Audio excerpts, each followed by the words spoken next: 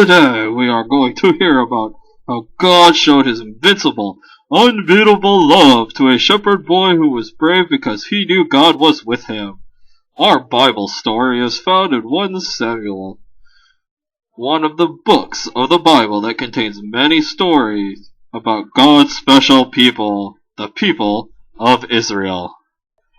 As I tell the story, I want you to listen for reasons why Goliath, one of the people in the story, seemed invincible.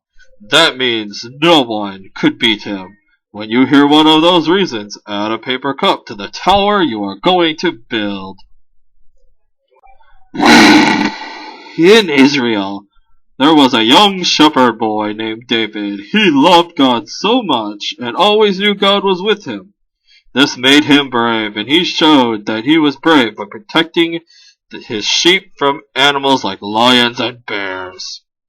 One day while David was busy taking care of the sheep, David's father told him to go visit his brothers, who were off fighting some of Israel's enemies, the Philistines. David's father wanted to know that his sons were okay, so David obeyed his father and went to visit his brothers. When he got to the place where the Israelites and the Philistines were fighting, he was surprised to see that the soldiers of Israel were not being brave, but quite cowardly. They were very afraid of a huge, scary, giant Philistine soldier named Goliath.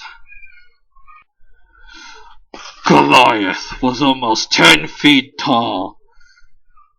That's taller than the walls in this room. I had to back up to take a picture of him.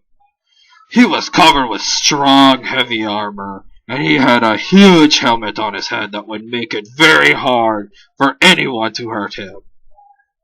He had a giant spear that he could use to kill anyone who came close to him. He was not afraid of the soldiers of Israel.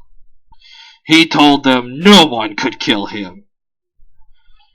He said, "You send one man over here to fight me. If he wins, we'll all serve you. If I win, you'll all serve us." He said this every day for 40 days, and every time they heard it, the soldiers of Israel ran away and shook with fear. The king of Israel wanted someone to beat Goliath. He promised that whoever could do it would be rich and would get to marry the king's daughter. But Goliath was so big and strong and scary, none of the soldiers were brave enough to try and beat him. When David saw what was happening, he was angry. He knew that God was with the Israelites and that God's love is invincible. He knew that God was stronger than Goliath, so he told the king, "I'll fight Goliath." The king was surprised. "You can't fight Goliath," he said. "You're too young. Besides, Goliath has been a soldier since he was a young boy. He's much too strong for you." But David told the king about the lions and bears he had beaten when he was protecting his sheep.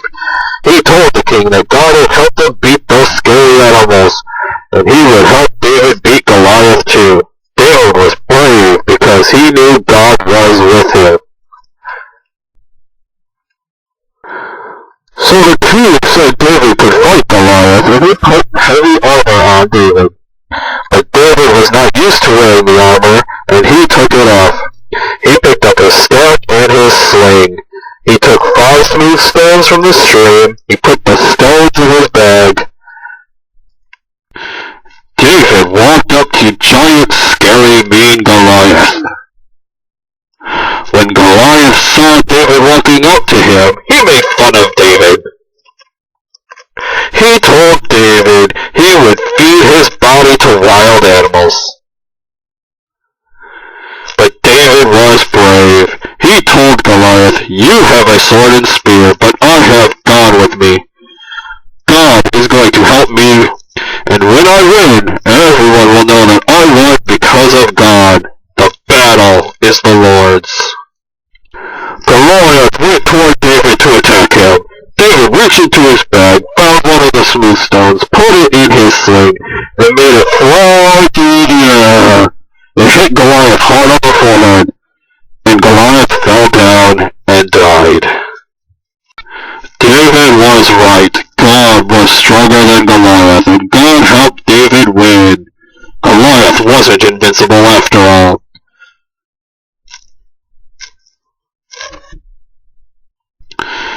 Goliath, again, was not invincible, but God's love is invincible.